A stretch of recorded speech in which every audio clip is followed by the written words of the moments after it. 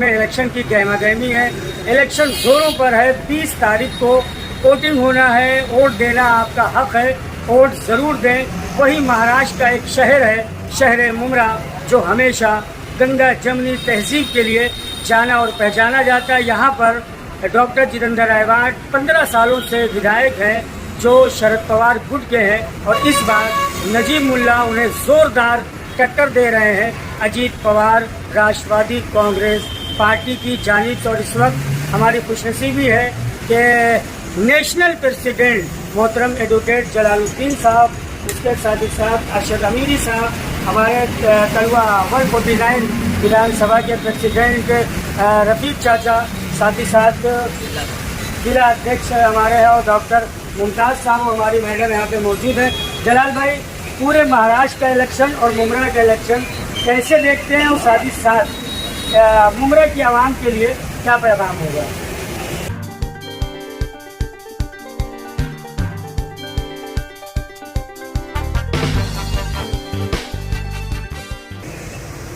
मैं उन तमाम साथियों को जो नजीब मुल्ला साहब की फतह के लिए दिन रात कोशां हैं, मैं उन्हें मुबारकबाद पेश करता हूं, क्योंकि यहाँ आने के बाद जिस तरह की फ़िज़ा जो नज़र आई, वो ये वाज़ेह तौर पर इस बात का ऐलान कर रही है कि इंतख़ाबात के नताइज तो 23 को आएंगे, लेकिन आज ही इस बात का एहसास हो रहा है कि यहाँ से नजीब मुल्ला इंशाअल्लाह बड़ी कसरत के साथ जीत करके विधानसभा में जाने का काम करेंगे। यहाँ पर जो MLA साहब हैं, उन्होंने जो है झूठ का पुलंदा उनका रहा है।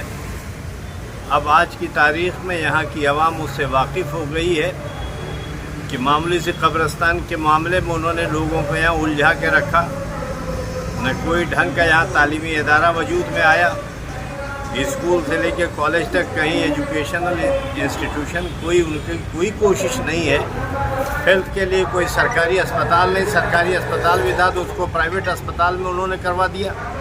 यहाँ जो है हर तरह की बदहाली है, और नशे की लानत से ये शहर जो है इस वक्त जो है बड़ी बुरी तरह से जूझ रहा है। ऐसे में नौजवान क़यादत नजीब मुल्ला साहब की शक्ल में जो सामने आई है उभर करके, इंशाअल्लाह वो यकीनन कामयाब होंगे। और इन्होंने यहाँ पर इलेक्शन से पहले ही इन्होंने जो है अपने जो है रंग, अपने असरात दिखाए, और 180 करोड़ से ज़ायद का सरमाया स्टेट गवर्नमेंट से सेंक्शन करा के मुमरा कलवा के डेवलपमेंट में वो फंड ला करके यहाँ देने का काम किया है। यहाँ आपको बताता चलूँ कि अजीत दादा पवार ने अक़लियतों की फलाह व बहबूद के लिए कम अज़ कम, यहाँ हमारा अपना मानना है कि हमको इन गंदुम जौ फरोशों को पहचानना चाहिए। ये गेहूँ दिखा के जौ बेचने का काम करते हैं, ये धोखा दे रहे हैं क्लियर कट। उद्धव वाला साहब ठाकरे जो इनके साथ जो हैं, उन्होंने जाते जाते इनका आखिरी फैसला मालूम आपको क्या था जी? उन्होंने औरंगाबाद शहर का नाम संभाजी नगर करने का, उन्होंने आपके उस्मानाबाद का नाम धाराशिव करने का काम किया। जो लोग आपकी आइडेंटिटी के ख़िलाफ़ हों, आपकी शनाख्त, आपके तशख़्ख़ुस के ख़िलाफ़ हों, आपका ये फ़र्ज़ बनता है, हमारा ये फ़र्ज़ बनता है कि हम उनको इक़्तिदार से हटाने का काम करें।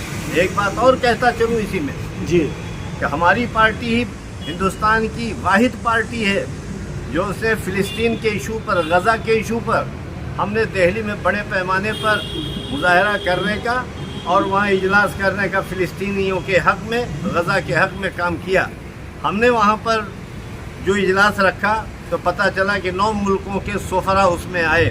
उसके अंदर ईरान का सफ़ीर आया, उसके अंदर तुर्की का सफ़ीर आया, उसके अंदर जॉर्डन का सफ़ीर आया, उसके अंदर साउथ अफ्रीका का सफ़ीर आया, उसके अंदर ज़ाम्बिया का सफ़ीर आया, उसके अंदर ज़िम्बाब्वे का सफ़ीर आया, और तो और आयतुल्लाह ख़ामनेई के हिंदुस्तान में जो नुमाइंदा हैं मेहदी मेहदवीपुर साहब, आयतुल्लाह मेहदी मेहदवीपुर साहब, वो तशरीफ़ लाए। इन तमाम लोगों ने एक ज़ुबान में खड़े होकर इस बात की सताइश की कि हिंदुस्तान में भी एक सियासी जमात कम अज़ कम गज़ा के उन परेशान हाल लोगों के लिए, उनको जो मारे गए उनके अजीज़ों को फुर्सा देने के लिए कम अज़ कम यहाँ खड़ी है।